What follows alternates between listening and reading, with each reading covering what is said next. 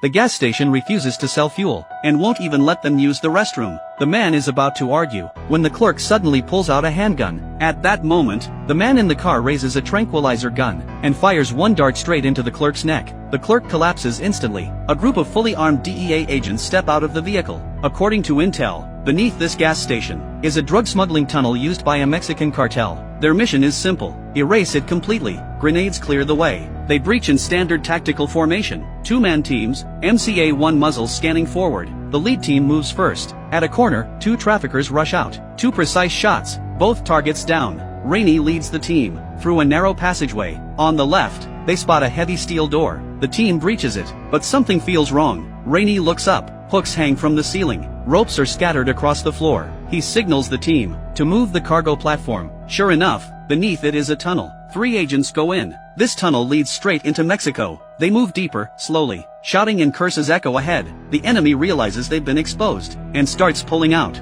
The agents open fire. Several traffickers drop. Rainey is about to push forward, when he spots something terrifying. C4 explosives are embedded along the tunnel ceiling. Rainey immediately orders a retreat. The entire ceiling is lined with explosives. The traffickers' remote detonator malfunctions, buying the team precious seconds. They barely reach the tunnel entrance when the detonator finally triggers. A violent explosion chases them out. Luckily, they avoid the main blast zone. The gas station shakes violently. All agents pull back fast. The shockwave blasts them through the doors. For a brief moment, everyone lowers their guard. Then, a gunshot rings out. One agent is hit. A sniper is hiding on the other side of the border. Neiman goes down. The sniper keeps firing. The team returns fire. While dragging their wounded teammate away, Rainey feels a burning pain rip across the side of his neck. He ignores it. 2 agents carry Manny to the back of the station and begin emergency treatment, but the bullet hit an artery. Blood pours out uncontrollably. In the end, they can't pull him back from death. At school, the teacher calls Jesse out of class. When he sees his mother crying in the office, he knows his father is gone. For the mother and son, it's a devastating blow. Back in class, some classmates seem to understand.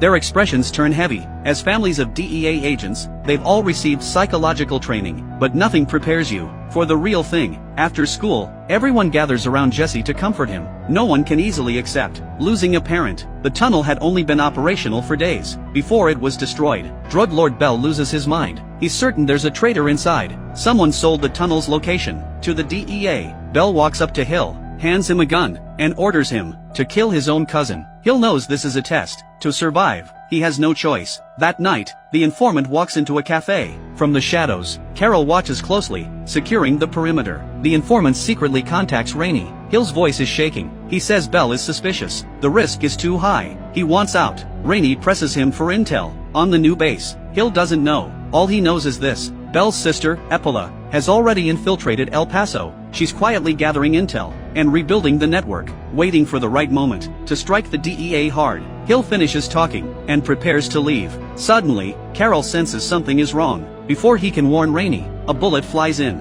It hits Hill in the head. Hill drops into a pool of blood. Rainey sprints after the shooter and opens fire. The suspect is hit. The vehicle loses control. Rainey rushes in and restrains one of the attackers. At home, Rainey waits until 10 p.m. before his son Cody finally returns. Rainey worries constantly about Cody's safety. That's why curfew is 9 o'clock. Cody notices his father's injury, and his heart tightens. He's already seen what it's like to lose a father through Jesse, but Cody still hates how strict his dad is. The next day after school, more bad news hits. The compensation money isn't enough to cover rent and expenses. Jesse and his mother have to leave El Paso. They've grown up together. No one wants to say goodbye. On the way home, Cody asks if there's any way to help them stay. Rainey can only shake his head. Policy can't be changed. Just then, Carol calls. They've just busted a drug lab and asks if Rainey wants to come take a look. Rainey decides this might be a good lesson for his son. Father and son arrive quickly. The piles of seized cash catch Cody's eye, and in that moment, a bold idea starts forming in his mind. While Rainey is in a meeting, Cody walks up to the evidence wall and secretly photographs every suspect profile with his phone.